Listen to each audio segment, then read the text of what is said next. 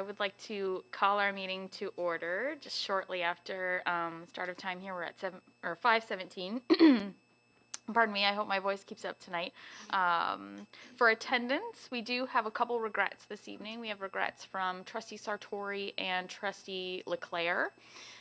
We do have a few trustees on the phone as well. We have Trustee Hatfield, Trustee Olmsted, and Trustee Burgess are on the phone with us this evening. Can I get a motion and a second for approval of the agenda? Moved by Trustee Cook, seconded by Trustee Halberstadt. All in favor of the agenda? Support, Burgess. Thank you very much. Can I get a mover and a seconder to get us into private session? Moved by Trustee Cheen, seconded by Trustee Sipkar. Any discussion on that? All in favor? Support, Burgess. Thank you very much, trustees. We're in Support. private session.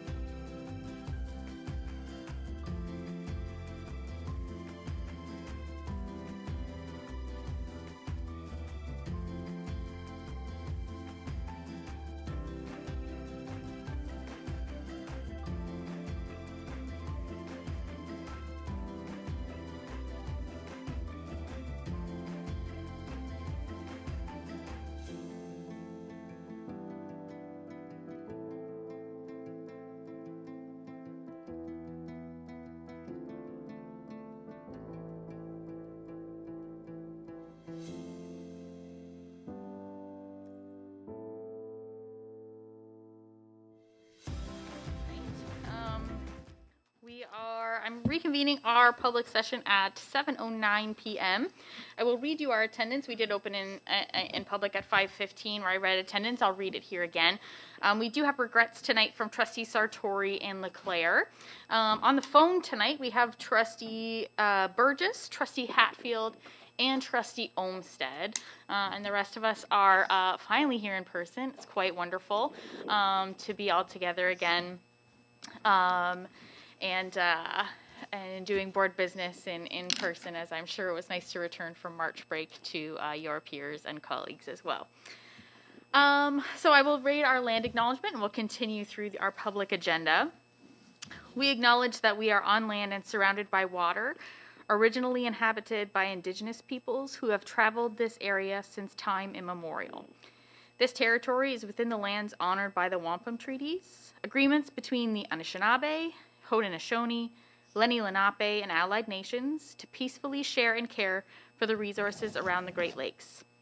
Specifically, we would like to acknowledge the presence of the Three Fires Confederacy, the Ojibwe, the Odawa, and the Potawatomi, and Huron-Wendat peoples.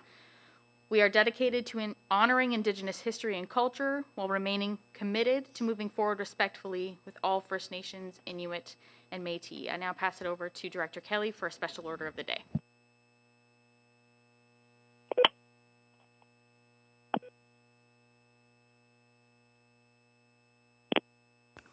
I ask that you please stand while I read the tribute.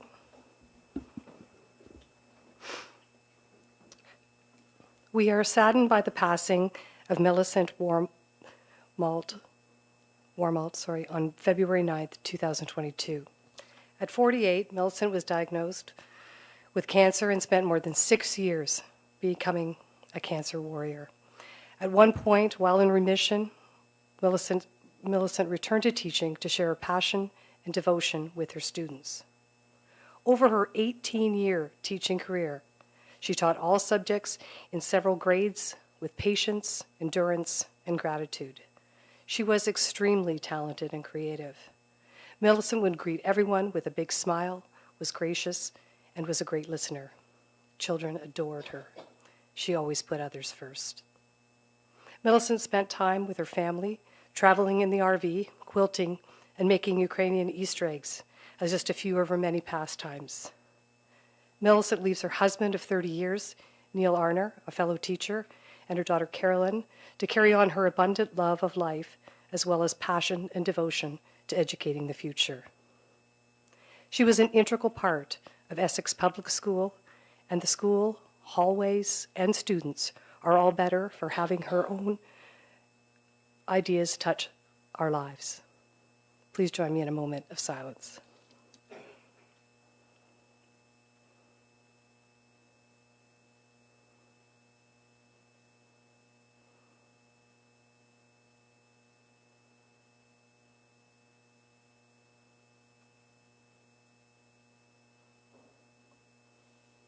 Please be seated.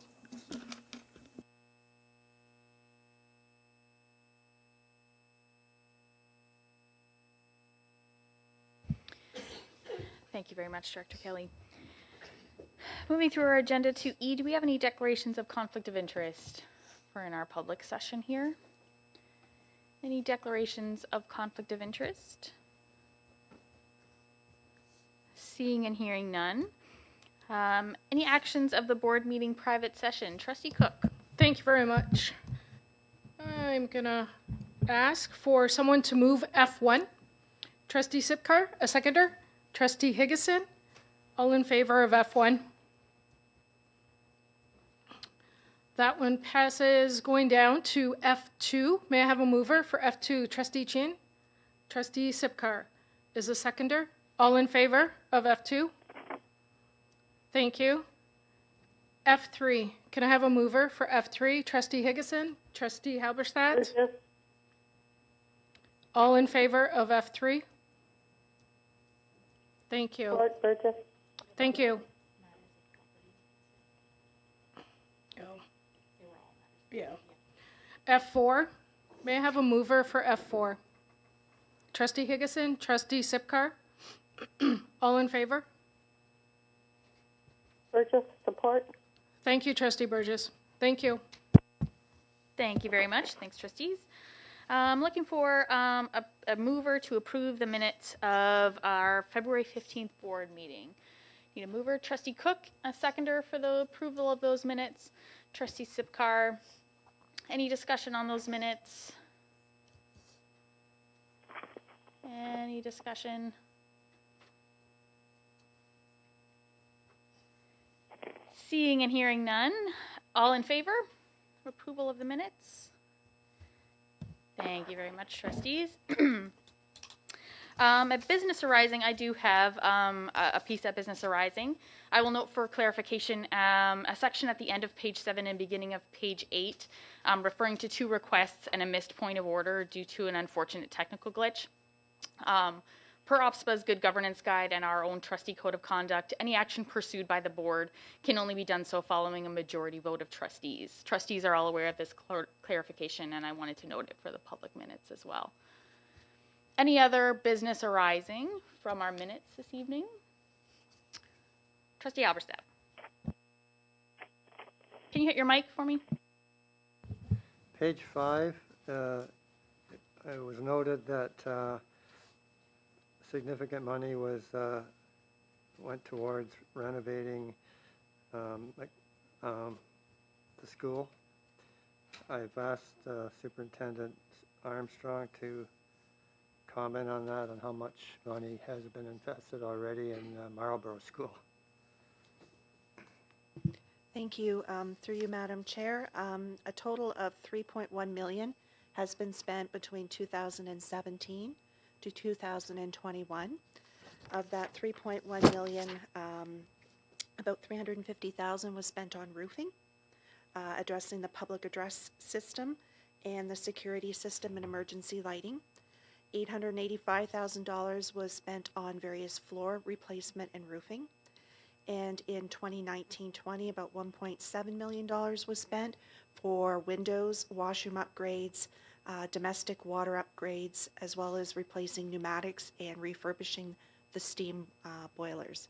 The reference to the question was because there was a capital priority that was approved by the board for a potential replacement for that school.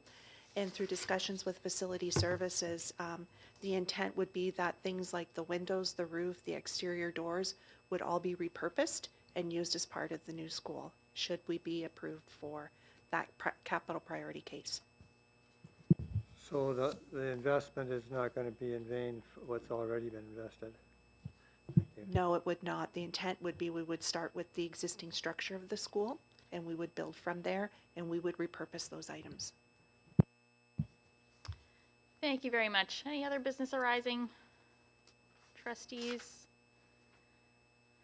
Seeing and hearing none, thank you very much. We're moving on to our student trustee presentation at I-1.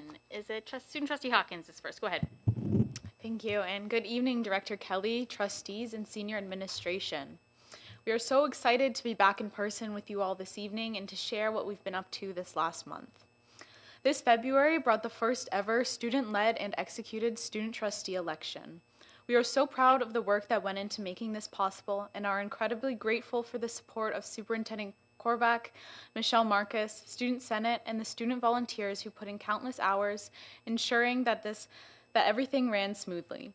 It is with great honor that I share with you this evening that the city student trustee for the 2022-2023 year will be Aya Knafer, currently in grade 11 at Kennedy Collegiate Institute. Aya has been on student council at Kennedy since grade 9 and is always working to improve her school community through an equity lens. Congratulations to Aya. Furthermore, I am so excited to share with you all that I will be working alongside Aya and continuing in my role as county student trustee for another year. Over the next few weeks, we will be collecting feedback from the candidates and voting delegates to improve the election process for next year. The Student Senate Student Wellbeing Subcommittee met twice this month to share ideas and brainstorm initiatives. As a group, we decided to start by focusing on mental health resources for students. We plan to put out a survey to students asking if they are aware of school-based and community resources available and how useful they have found them. We will use this information to determine our next steps. The Student Development and Achievement Subcommittee also had their first meeting this month. Members discussed what peer tutoring looks like in their schools and how we can improve this across the board. The committee is also working on a virtual career fair this spring to give students the opportunity to learn about different careers across a variety of fields and pathways. Be sure to follow Student Senate on social media to catch these exciting initiatives. Student Senate met in person once again in March at Essex District High School. Malik and I would like to extend a huge thank you to the Essex Student Council for hosting our meeting, as well as to Mr. Baudet and Ross Salvador for presenting to us. Mr. Baudet, teacher consultant for math, presented to Student Senate about what it means to be good at math. Ross explained the goals of Human Rights and Equity System Advisor and how student leaders can improve and promote equity in their schools. March 8th was International Women's Day, and students across the GECDSB collected menstrual hygiene products to donate to the United Way for Tampon Tuesday. Bell River, Kingsville, Walkerville, Leamington, and General Amherst raised over 800 boxes of products for local shelters, food banks, and other organizations. Thank you to students and staff for your generous donations. Also, over the past few weeks, Malik and I have been able to present to several grade 7 and 8 classes across the system on what it means to be a leader, the role of student trustee, and how they can be leaders in their communities. When we asked students what they thought it meant to be a leader, they shared that a leader is somebody who helps people, is a role model, and focuses on their goals. We are just as grateful to have been able to share our knowledge with them as we are to have heard their ideas. We look forward to speaking to many more classes in the coming weeks. With the return back to school yesterday, students were feeling a mix of emotions with the lifting of the pandemic mandates in schools. Where some students are feeling excited to see a return to normalcy, others are feeling anxiety over new changes. It is important over the next few weeks that student leaders and staff foster an environment where students feel comfortable to make the best decision for themselves and their families. Thank you to Director Kelly, senior administration, and to trustees for your continued support and leadership as we all navigate these unprecedented challenges. With that, I will pass it to Student Trustee McCowie for our Student of the Month. Thank you, Paige. The Student of the Month for March is Elise Holbrook, a grade 11 student at Walkerville Collegiate Institute. Elise is an ideal student to represent this month's theme of creativity. Elise has so many talents and imaginative ideas that she has shared with the world. A student at the Walkerville Center for the Creative Arts, Elise studies drama, vocal, piano, and visual art. Some of Elise's first musical inspirations were Elton John, David Bowie, and the music of Wicked and Hamilton. Elise was cast in the play Frogs as a leading lady and is currently playing Mistress Quince in Walkerville's production of A Midsummer Night's Dream. Elise is a self-taught composer and wrote a musical called Red. At the age of 9, Elise began writing the songs, started the orchestral pieces at age 12, and finished the project at 15. The musical was set to debut in the summer of 2020, but unfortunately, the pandemic got in the way. Currently, Elise is in grade 10 piano at Sonata Piano Studio, where she also teaches lessons. Elise has been playing piano since age 4 and has been taking vocal lessons for 10 years. Elise has been in abridged operas, including The Turn of the Screw as Miles and Brundenbar as Katzy. Elise has also been in several shows with Leamington's Little Tomatoes Children's Theater and also designed the group's logo. Congratulations to Elise on being selected by Student Senate for the Student of the Month of March. Thank you very much to both of you, and congratulations to Elise. We can give her a round of applause. Can't wait till we can start welcoming our Students of the Month back here. I'm looking forward to seeing Elise's play when it does finally able to come out. That's wonderful. And congratulations to Student Trustee Hawkins, who's going to be joining us again next year as a student trustee, and to Aya Conifer, who is going to be her colleague. And we wish Malik very well. And you've left quite a hole to fill for Ms. Conifer. I'm sure you'll help her through that. Do we have any questions for the student trustees this evening, trustees? I did have one. Being that this was our first election, and you mentioned that we're going to be kind of surveying the student body, I wonder what your experiences were on this first kind of foray into the election process and what your reflections maybe were on it. Thank you, yeah, and I can start us off with this. As a candidate, I had a different sort of perspective on the election than, say, the voting delegates or volunteers had on it. As a candidate, I only went into the meetings, the team's meetings, when it was my turn to speak, or for the town hall portion, so I didn't really get to see the presentations for the other candidates. So that was really interesting, and it was also interesting during the town hall portion to have to think quickly for the questions that were being asked. But overall, it was run very smoothly. The volunteers that we had from various schools were really, really good, and they did a great job to run everything smoothly. There were no technical difficulties or anything like that. So overall, I'd say for myself, it was a very, very positive experience.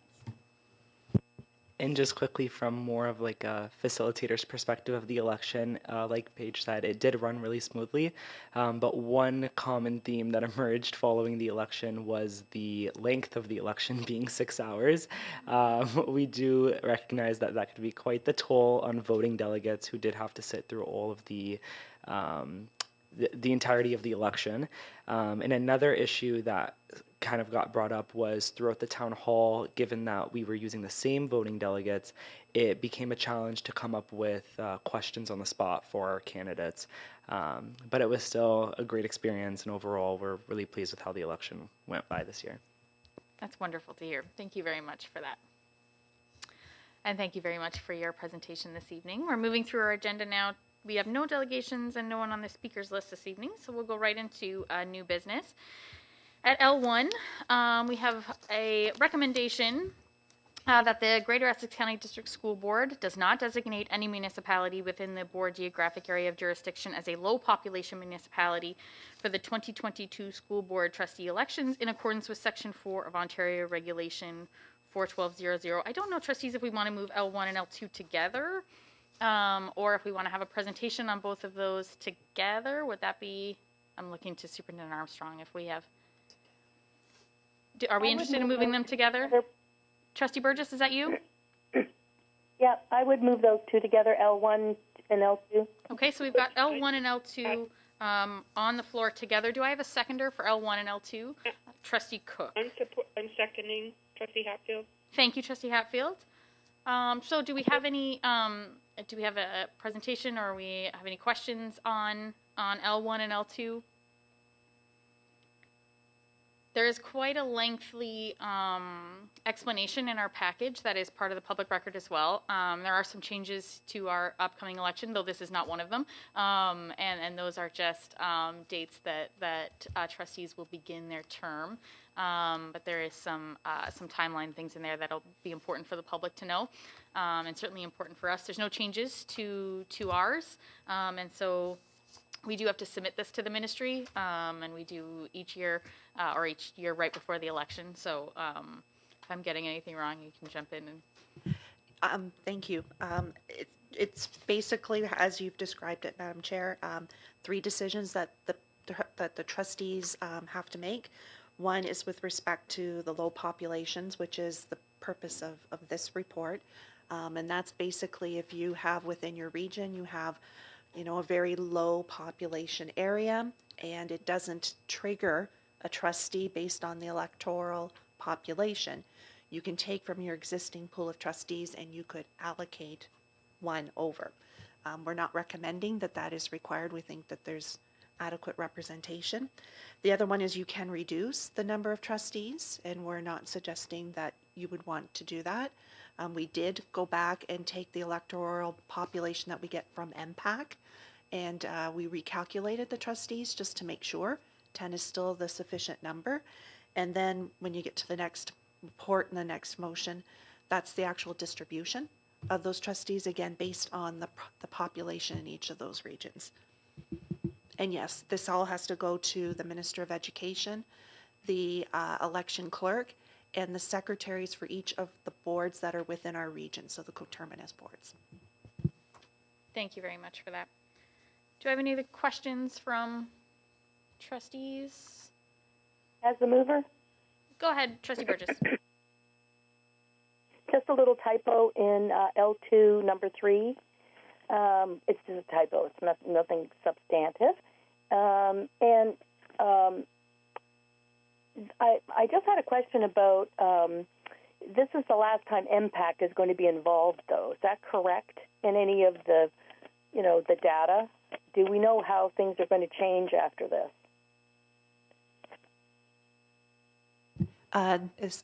Superintendent Armstrong, no. Okay, thank you. Any other questions from trustees on both L1 and L2 together? Seeing and hearing none, all in support of L1 and L2. Support, Burgess. Thank you. Thank you. And that passes. Thank you, trustees. Oh, I'm sorry. That was loud. So we're moving on to L3. We have policy and regulation for strategies for safe intervention that the board approved policy PAD 21 and regulation RAD 21. Do I have a mover? Moved by trustee Cook, seconded by trustee Cheen. Any questions on this policy and regulation for safe intervention? Go ahead, trustee Cheen. Oh, thank you, Madam Chair. My question is regarding the, I think the previous, regulation and policies are made 12 years ago, and the circumstance has changed a lot. And this new policy and regulation didn't really consider the, the cyberbullying and those kind of issues. He mentioned most of them are, physical kind of, how to say that, physical violence, and not, psychological or cyber, those kind of bully. So I wonder if we can, add those aspect on that. Yeah, and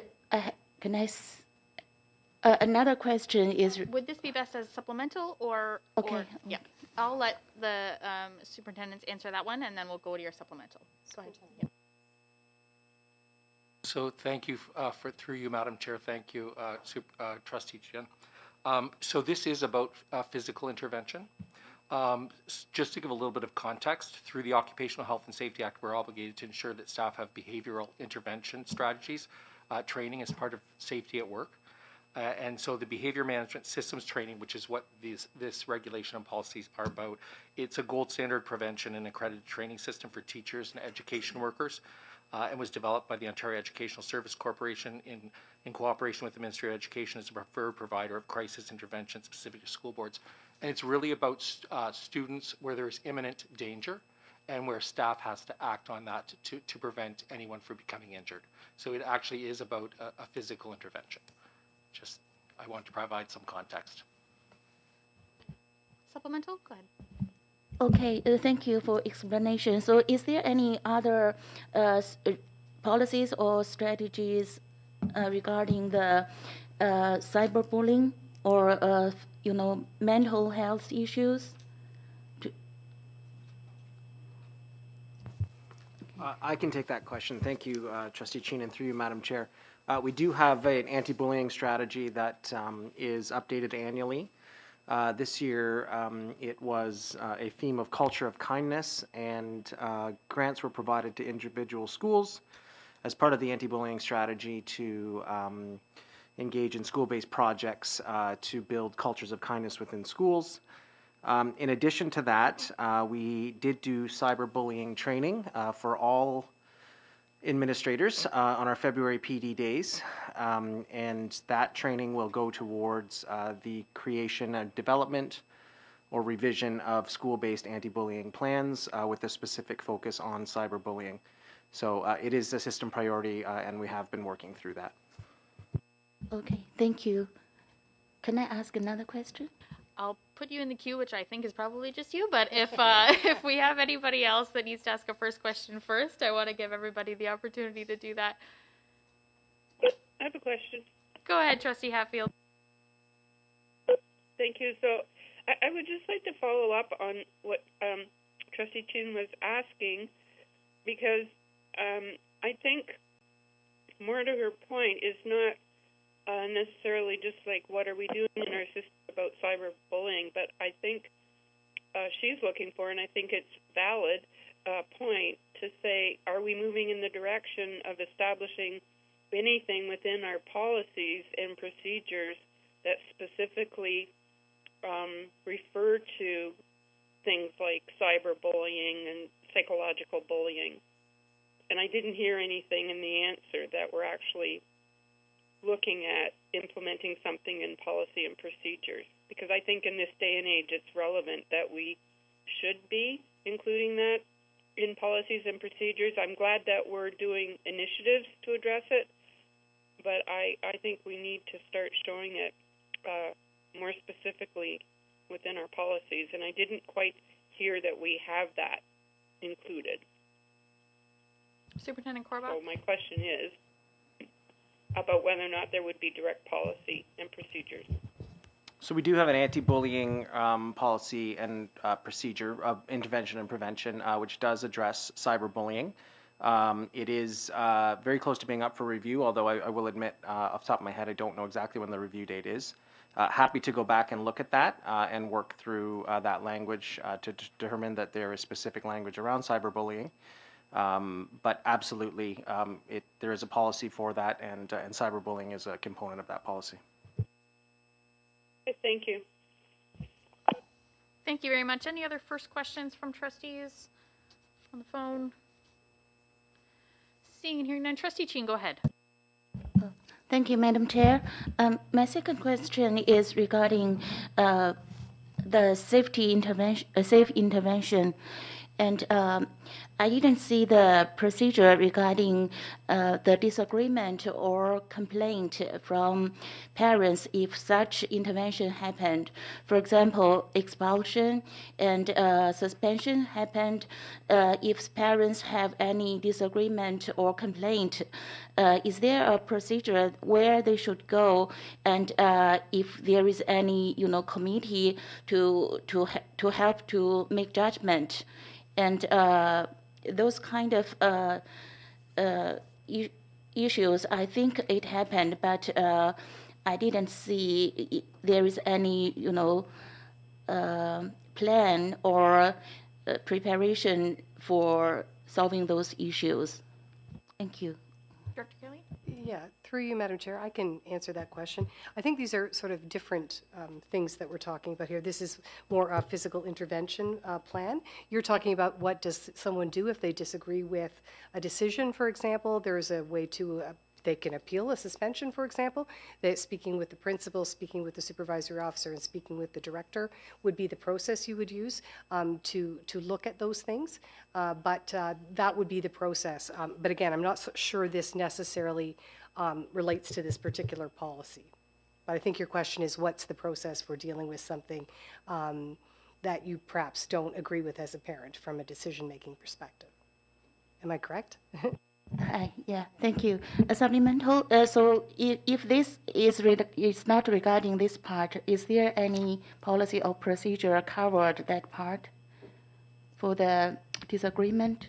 Yeah, that's certainly something that we always put. I know it used to be on our calendar, but that's something that certainly that we're always advertising and is certainly having our public. I'm sure it's somewhere up on our website, but that would be generally the way that you would do it. You would go to the teacher, the principal, the superintendent, and the director. So that's procedurally how things would happen within an organization where there were concerns. Thank you very much. Any other questions from trustees on this policy and regulation? Seeing and hearing none, all in support this policy and regulation? Thank you. Do I hear anybody on the phone? Support instead. Thank you. Everybody all at once. Thank you, and that passes. I appreciate that. Thank you. So moving down to It takes a while to Of course. No, I appreciate that. Absolutely. Thank you very much. So we are moving down to L4, policy and regulation rescission that we're rescinding policy on petty cash allowances and regulation on petty cash allowances and impressed bank accounts. Anyone? Move, Burgess. Moved by Trustee Burgess. Do I have a seconder? Seconded by Trustee Sipkar. Any questions on this one, trustees? Any questions on L4? Seeing and hearing none, all in favor Rescission of L4. Support, Burgess. Thank you. Support, Olmsted. I appreciate that. Thank you very much. Thank you. So that passes. We're down to reports to be received. Report from the Director of Education, Director Kelly. Thank you. Through you, Madam Chair. As noted by our student trustees, we are happily back to work after March break. This is our first traditional kind of March break in 2 years. With the many mandated restrictions being removed by the order of the Government of Ontario and the province's Chief Medical Officer of Health, we have a different climate. And while masking and separation of cohorts have been removed, I think it's important that we continue to be respectful of one another, and consideration of each other's safety as well as our own has to be top of mind. We've received some great news, as noted earlier, from the government today. And although we've known for a while now, we are finally free to announce that we've been provided more money for the new Kingsville K-12 school project. That total is now close to $60 million, and the construction will begin shortly, probably within a week, we think. There'll be some signs there. And as soon as the general contractor, Fortis Construction, can get equipment on that site. We got word today also that there will be an additional $7 million for the construction of the new K-8 dual-track school in Tecumseh. This was originally announced in 2015 at $15.5 million, and the budget is now $22.5 million, and so this project is going out for tender this week.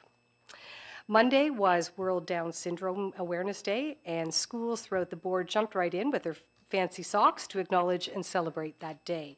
Even the students and staff from the virtual school were participating from home. And just before March break, I had the chance to get out of the office and visit some schools, and I got to see the students and staff action at Bellwood Public School. I really enjoyed my visit to that school. As well, it was nice to see that, as we heard earlier, Student Senate was able to get together in person for their monthly meeting in March. And last month, I told you about the launch of our new website on February 2nd. And I believe we're achieving our goals of a clean and easily navigated platform. As well, everything adheres to current accessibility standards, and it includes new technology for things such as forms and reports. The site will also be constantly changing and updating, and there are feedback forms available for anyone to make suggestions on improvements. There was a rolling launch of individual school websites between February 15th and the 28th. Principals have all received training on using their site, and they're working on population to see these new platforms with essential information to populate. Populate these new platforms with essential information for their communities. It's an important resource for every school to have their sites up to date, and we thank everyone for all their hard work that they have put in so far, and the work that they will continue to do over time to keep that in that up-to-date manner. And those are some highlights from the last month. Thank you. Thank you very much, Director Kelly. Do we have any questions for the Director on her report this evening? Trustee Halberstadt.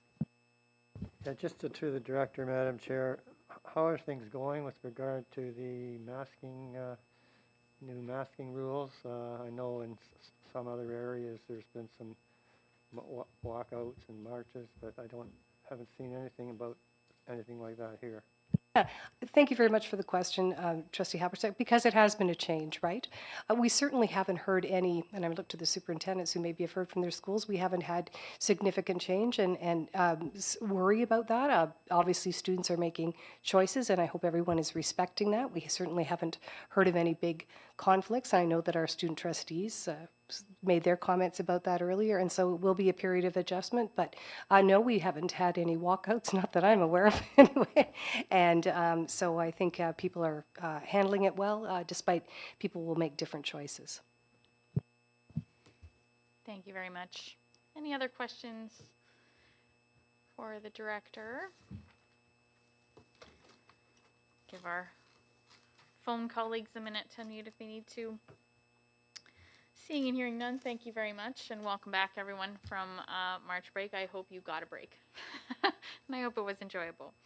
A report from our OPSPA Director, Trustee Burgess.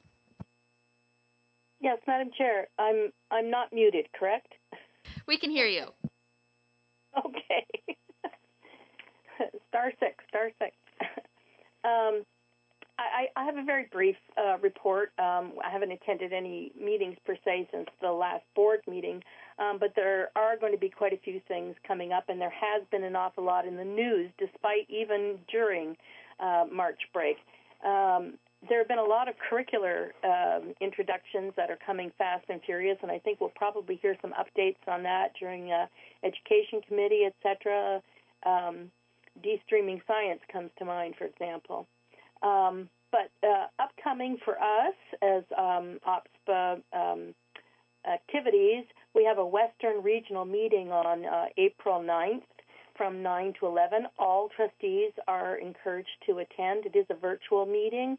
It may be one of the last virtual meetings that the Western Region has, but you are encouraged to attend that.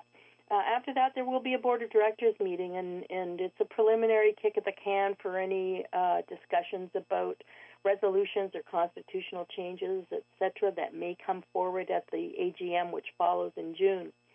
Following the Board of Directors meeting, which is April 28th, there's a nomination deadline because the AGM is coming up. This year, I should also mention this is the first Board of Directors meeting for OPSPA directors to meet in person for 2 years. So we're looking forward to seeing our colleagues other than in a little square on our screen. But the nominations for any executive or any positions of added responsibility on OPSPA teams, etc., executive anyway, is May 10th. And then the next deadline would be for our AGM. Again, we haven't had an in-person annual general meeting for a couple of years. This year, it's in Ottawa, and it's between June 9th and 11th. And again, we're looking forward to getting together and having a combination of some good PD and workshops, some collegiality, and that's when we deal with all the resolutions, the constitutional amendments, and all the elections that form the next OPSPA organized board. And I'll just end my report with that. Most of the things have been sent along and shared via electronic means always. OPSPA.org has an excellent communication piece always, giving everybody up-to-date news and what our submissions are to the Ministry of Education, what our platforms are regarding almost every issue. So I refer you always to take a look and to see what's new. Thanks. Thank you very much, Trustee Burgess. Any questions for Trustee Burgess as our OPSPA Director? Seeing and hearing none, very much looking forward to seeing some of our colleagues in person again after so long. So thank you for that. We have an update on our diversity, equity, and inclusion actions. Director Kelly. Yeah, thank you. Through you, Madam Chair, I'm pleased to present on behalf of a group of the senior administration and certainly some of the superintendents, Howard Canty and Houston, as I mentioned earlier, and Ross Salvador have had a huge input and done a lot of the work here. What I've, again, categorized the initiatives and actions of the equity in the area of equity, diversity and inclusion under categories of collecting data for analysis to inform action, collaborating and consulting, developing policy and short-term and long-term plans, as well as developing curriculum and instructional resources, and then providing professional learning to build staff capacity. There is a lot of information there. I certainly don't need to read it for you, but I know that the senior administration would be happy to answer any questions. But there's lots of different things happening across the system, and again, some of these are in a planning stage, and some of these are in launch stage. So I'd be happy to answer any questions that you might have. Thank you very much, Director Kelly. I know this was an important part of our board's initiative, and getting these updates regularly is important to us as a board of trustees and certainly to the public as well. So thank you to this group for contributing to this report, and thank you to our larger school community for taking part in each of these and in the future actions that are coming from each of these pillars that we have in our actions. Do we have any questions? I have Trustee Halberstam and then Trustee Sipcar. Go ahead, Trustee Halberstam. Thank you, Madam Chair. Yeah, just with regard to after-school learning sessions, which is explained in page 4, just wondering what the attendance of those courses have been with regard to, well, after-school activities. Two family of schools have been involved in that, and I wonder what those two families are, and again, how has it been attended with after hours? I think Superintendent Kenty might be able to answer that question. Certainly, through you, Madam Chair. In our Kennedy family of schools, we had the administration, both principal and vice principal from Kennedy, as well as the administration from Campbell and McWilliam, and 4 teachers from each school that came. We were looking at primary, intermediate, and secondary teachers to discuss culture-relevant pedagogy. At the Walkerville family of schools, we have Walkerville and Prince Edward administration and teachers, and we have 5 teachers at each of those schools, as well as board personnel that go. Okay, have they been well attended so far? Or? Yeah, so it's about 15 at the first meeting and 18 at the second meeting, teachers and administrators together. Very nice. Like to see that growing population. That's nice. Trustee Sipcar. Thank you, through you, Madam Chair. I just noticed that it said the framework for the review of the school names and mascots has been drafted, and the process for data collection will occur in the spring. Is that also going to now include Riverside as part of that? Are they going to be like the guinea pig, or are they pursuing their own mascot and change everything like that alongside? Like, I'm just wondering how parallel this is, or if they're two totally separate processes. Sure. Thank you for the question. Yeah, Riverside is pursuing their new thing. Is a school initiative, like school mascots are generally done by the school, so they are proceeding with that. This is more general across the board, as requested by trustees, to look at school names and mascots. And I know that Superintendent Howitt has taken some leadership in this, so if you want to explain further, Superintendent Howitt. Thank you for the question. Yes, they are two distinctive processes. So the process that's outlined here in this report is really a gathering of historically the name of the school, the why the mascot was chosen, the origin, school song, and a process has been drafted as to connecting with the school, so that, as directed by trustees, that the process is transparent and available to all. So what it would do is include conversations with previous alumni, with present staff, with parent council and administration in providing us some of that information. A cursory review has been done already of each of the sites of what we could gather, but the next step is going to the schools in a transparent and open way. Supplemental? I have a separate question, so I can go back in the queue. Do we have any other questions before I jump to our second queue? Which, like, the first one is like our first queue. Go ahead, Trustee Sipcar. Thank you, through you, Madam Chair. So I'm just looking at the section that's around developing policy and regulations and short-term and long-term planning. And if I'm reading it correctly, it looks like there will be several things coming to the Board of Trustees directly in the spring.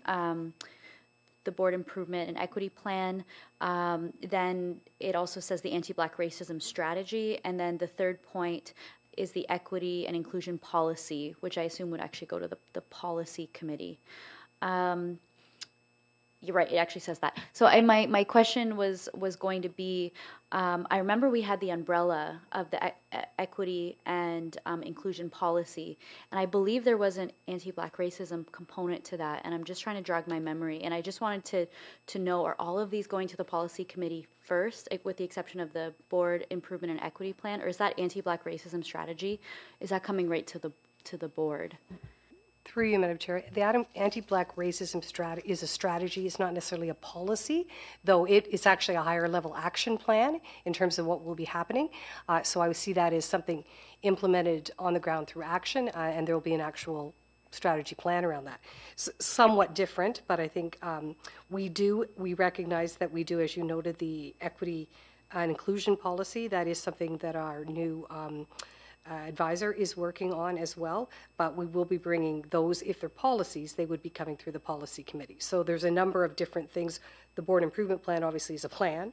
The strategy is like a strategy with a plan, and the last is policies, and those would go through there. But I do understand what you mean in terms of that umbrella. We're looking at how that all fits together in light of, the changes that we need to make. But there's a fair bit of work to do in the area of policy. I agree. Right, that was what I was getting at. If parts of this were going to the policy committee prior to the board, if it was all going to the board first to direct the policy committee, but it sounds like there are bits and pieces that are going to both. So hopefully in the spring we'll have a comprehensive picture of what, and I can tell that there's a lot of work being done, but I'm just trying to capture it all so that we can really understand like what we're going to be, I guess, looking at in the spring. Well, it's already the spring, so. Yeah, through you, Madam Chair, just to clarify, those policies, anything that's a policy will come through the policy committee. And so that will, as I said, some are strategies, some are plans, and some are policies. But thank you for the question. Thank you for that. I know Director Kelly and I have talked about this a few times, that the structure of everything is kind of shifted around. It's hard to know what relates to what and what kind of feeds into what and how that whole thing works out. I am comforted by the fact that I will see these in our operational plan and with links to our strategic priorities. And so that will be where I'm thinking it makes the most sense eventually when I see it kind of with processes and outcomes. Thank you. Yeah, through our operational plan, which we, as you know, we do, that is quite extensive. The thing is, there's now this new board equity and improvement plan, which the ministry has put a halt on, quite frankly, but we have continued to work on. So as the ministry and we decide what plans go in there, we're working on how that can be best expressed and explained in the context of what we do. But you'll see it both in the operational plan and the board equity and improvement plan. Thank you for that. Appreciate that. Any other questions from trustees on this report? I have a question, Burgess. Go ahead, Trustee Burgess. I didn't have a question until I heard the ministry put a halt on what? Through you, Madam Chair. Yes, thank you for the question. This is the ministry introduced, I believe in October, they had been talking about this for some time, the board, what we're calling the BEEP, the Board Equity and Improvement Plan. Anyway, so they have looked at what they had sent out, and I believe they feel that the template is not, working as well as they wanted, and they wanted to make changes to it. So it's my understanding, in speaking with some ministry personnel, that would be held really until November. Subsequent to that, of course, we were working on this the whole time. And so we have put something out, and again, that might change slightly, but again, we see that as worthwhile. But the ministry, maybe, in light of not enough in-service on it or confusion, we did spend a fair bit of time figuring out what it was, actually. So anyway, we have continued to work on it, and so we do have a draft. You will see it's gone up for consultation, and we will be presenting that within the next month to the Board of Trustees. Okay, so supplemental, I just want to make sure I'm understanding this.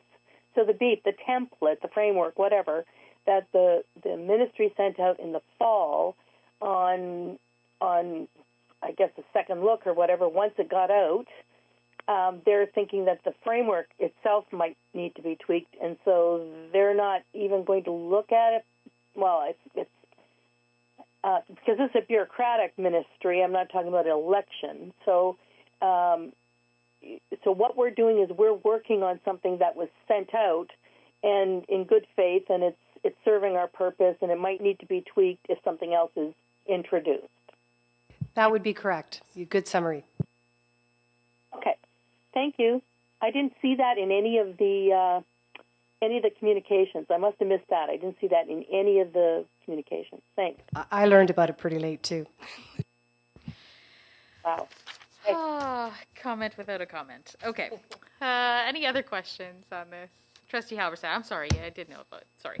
Thank you, Madam Chair. Yeah, my question is to Superintendent Allender regarding extracurricular activities that we know they've been restored or maybe partially restored. Am I in the wrong? Yeah, point of order. We're not in the trustee question period. You said trustee question. I'll put you first there, though. I forgot about that you wanted, so I'll move you to trustee question period. No problem.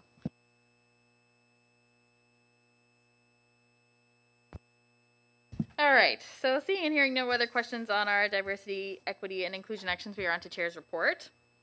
I briefly wanted to welcome everyone back from March break. I know our schools look a lot different from when we last left those hallways, and I'm grateful to everyone for their continued compassion as we all navigate these significant changes in our own ways. What we may see and know on the surface about our peers and colleagues may only be a part of the larger picture of people and things in their lives that impact them. So using compassion and respect in recognizing the choices of others is something I'm confident we can all continue to do. Our board is embarking on an exciting new way to get involved in our budget process. We have an upcoming public information session virtually on March 29th that I encourage you to register for to learn more about the budget, its components, and the process we use to link our strategic priorities to our on-the-ground realities. Our Board Improvement and Equity Plan feedback survey closes today, so please see our website or social media channels for the links to both the draft plan and to complete the feedback survey. Just like in our budget consultation, it's important for us to reflect the diverse voices of the community in our priorities, and so I encourage you all to give feedback there. I know world events right now, specifically involving the Ukraine and escalating tensions, can bring a lot of anxiety and unrest to our collective spaces like classrooms and hallways and playgrounds. Education plays a central role in not only the understanding of conflict, its resolution, and its fallout, but of how to care for ourselves while we navigate the amount of information available. Seek trusted sources, ask critical questions, and take a break from time to time. Our thoughts are with all GECDSB families affected in various ways by the scourge of war. I want to wish us all the positive bounty that spring promises, and I thank you all for your continued patience, all of your kindness, your energy, and your commitment. Thank you very much. All right, now we are at trustee question period, and I have Trustee Halberstadt. Thank you, Madam Chair. I apologize for leapfrogging you there. But to get back to Mr. Allender, with regard to those activities, extracurricular activities, have they been fully restored or partially restored? And then I guess the final question is spring football. Where does that lay? Thank you for the question, through you, Madam Chair. As far as the extracurriculars go, they have been fully restored. We're at a point now where they don't have to wear masks when they're playing, or in the stands. We have spectators as well, or on the bench. So if they don't want to, they don't have to. But they are fully restored. Right now, we have been discussing football. Our answer to that is probably a no right now. But what I'm doing is I'm putting everything in place just in case we can go there and it'll be safe. And the reason I say that is because we would have to start it in mid-May, because we have soccer going right now on the fields, and we have junior girls and boys, and then we also have senior girls and boys. So the soccer fields are pretty full. There wouldn't be really room for the football there, and the fields would get torn up terribly.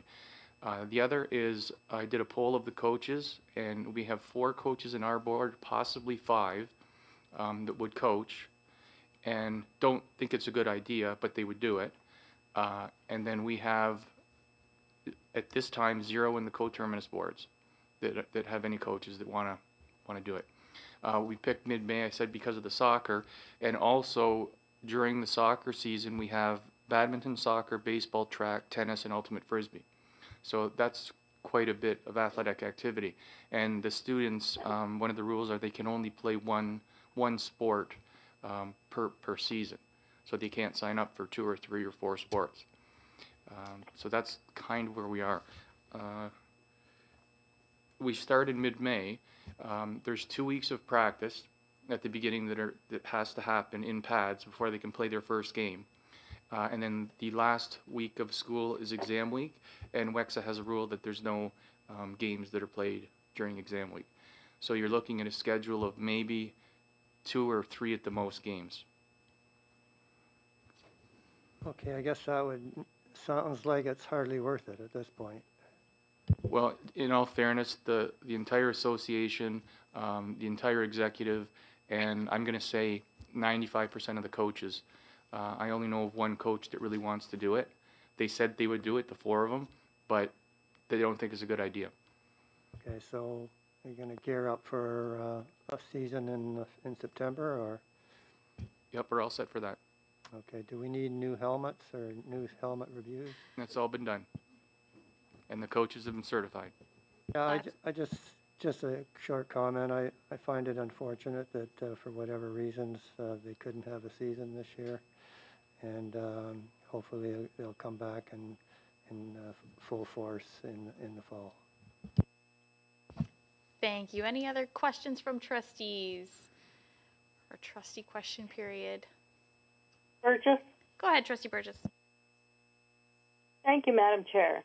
I can't tell you the excitement I have about the announcement for funding to be released. The announcement to be released. I feel like somebody, in the movies that is tied to a chair that has a big thing of duct tape over their mouth, and somebody cuts the cord and somebody rips the bandage off your mouth.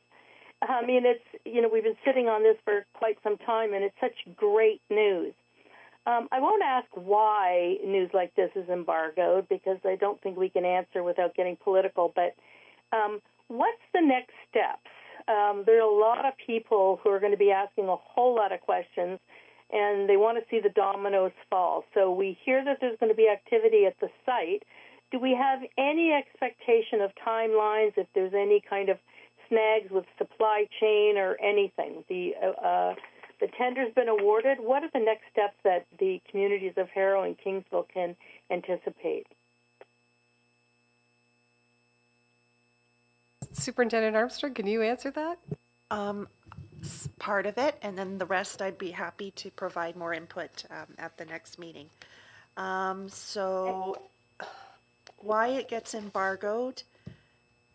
Because the ministry tells us that. I think that there are political reasons. They wish to make announcements, and they have to coordinate all of that, and that's how it works. And I appreciate it's been frustrating for the community because it sometimes looks as if the board's not trying very hard, when in fact the board has been, or the board's aware of information, and unfortunately we're not at liberty to disclose it. So I appreciate those challenges that come with that. You're correct, the tender has already been awarded, has been awarded for a while. The site application has already been completed and executed by the board. The permit's already been submitted to the town, so I mean the town has probably known a little bit of information. So we're just waiting for the permit to be issued, but construction equipment will certainly be on site. The contractor's been waiting for the public announcement before they start moving equipment on site, so you would anticipate seeing equipment there, I would imagine, this week. And certainly all the procurement efforts would be ongoing right now with the contractor. So hopefully we'll have a school for September 2024. We're pushing for that because we know the community's been waiting a long time for that. Trustee Burgess, if I could, Madam Chair, I'd just add that I know that it's been frustrating for the town, for the mayor and his council around these announcements, and looking like perhaps the board hasn't been able to communicate on that. We haven't been able to because of these embargoed nature of these announcements. That being said, I did call the mayor myself today to make sure that he was aware. He was very delighted that we were able to, make this announcement. It's a little unfortunate that, it comes through the media before it sometimes gets to us, but I was very grateful for the personal contact. Supplemental, there are 2 mayors involved. I appreciate that, but the high school students from Harrow are just as eager to, and all the community in Harrow for their high school students want to know. So, an additional call to the mayor of Essex would be noted. I mentioned that because there was a discussion at the Town of Essex Council, as there was discussion at the Town of Kingsville Council. But I am hearing that administration to administration, in a confidential way, there were permits and things that have been going on. So there could have been 2 + 2 = 4, but we didn't say anything publicly because we have been embargoed. I don't want to get into the reasons why of that all, but my point would be that it's public now, so public questions can flow and public information can flow, and I look forward to those updates at the next meeting and going forward. So congratulations to everybody who worked very hard for a long, long time, and thanks for answering my question. Cheers. Indeed, indeed. Thank you very much. Trustee Sipkar, go ahead. Thank you, through you, Madam Chair. I made a note a few weeks ago, I believe now, there was a report that was released around literacy and reading from the province, and just the mismatch in terms of goals that are being set in terms of school boards and what they're doing. I fully admit I didn't give administration the heads up with this question, so I was going to request instead, are we able to get an update around that at our next education committee meeting? Is that something that we're planning? I was able to read news reports about it, but I was hoping to hear a little bit more about, what's happening with our board and how our priorities align with that report. Sure, I think we can provide some kind of an update just to, through Madam Chair, just to clarify. The right to read is a pretty substantive document. It's 500 pages or something. But I do know that Dr. Howard and Superintendent Wilcox also put out a response to how our board is aligning with our work in the science of reading. I think is it on our website? I'm not sure. Maybe I didn't send that to trustees, but that is something to look at. And I believe I sent you the executive summary of the report because it is quite dense. Certainly, I know that the work that we're doing with the BEEP and also the operational plan do reflect some of those pieces, but we could certainly do some highlights and make connections perhaps at the next education committee. Superintendent, how would I look to you? Because I don't know how much of a connection there will be with some of the reports that are coming forward in the next while. So the agenda is set for the Education Committee meeting. However, if that is the direction, we can certainly provide a report on it. We did provide a presentation in the fall around the science of reading and what we are doing. Anxiously awaiting the report on the right to read from the Ontario Human Rights Commission, which was released on February 28th. We were delighted with the recommendations because they aligned with the work that we're doing. We do have a system committee that's been working for a year. We planned on providing an update in the fall based on the work that we have done, but we can certainly provide an insert of a report or whatever the Board of Trustees likes to give you an update on what we're doing. Our pleasure. If I might suggest, I wonder if the information that Superintendent Wilcox and you provided that put on the website could be forwarded and then perhaps at a later date. I don't know. I know that you're asking Trustee Sipkar, but a lot of the information is very much aligned with the work we're doing, but we could do something more substantive, I think, later might be better. Yeah, I think my intention with the question was to just see where the GECDSB priorities align with this report and how far off we are. And I don't want to put any more work and ask for a whole other report, especially if there's one coming in the fall. But I think it was just timely in light of that report coming forward. And so just even like high level or as you said, what was put on the website, even just in the form of a written report would be helpful, I think, just to make it more accessible as well. Thank you very much. Any other questions from trustees?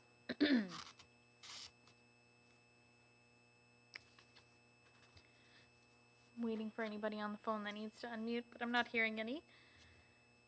Any notices of motion this evening, trustees? Any notices of motion? Don't want to skip over too quickly. Moving forward, any announcements from trustees? I was going to announce the winners of our student trustees. I'm so glad you guys got to do it. Congratulations again to yourself, Student Trustee Hawkins, and to our incoming. Any other announcements from trustees? Trustee Cook. What were you going to call me? I don't know. You were going to be Sipkar for a minute. That's okay. That's not bad. The announcement I have is just for May 14th, the Miracle Park in East Riverside is going to have its official opening. They've been waiting some time for it. The rain date is May 15th. They're going to have a band and some other activities there, and of course, there'll be some speakers, but then there's a baseball game after that. So May 14th. Wonderful. Thank you very much. Seeing and hearing no other announcements, we are adjourned. Wow.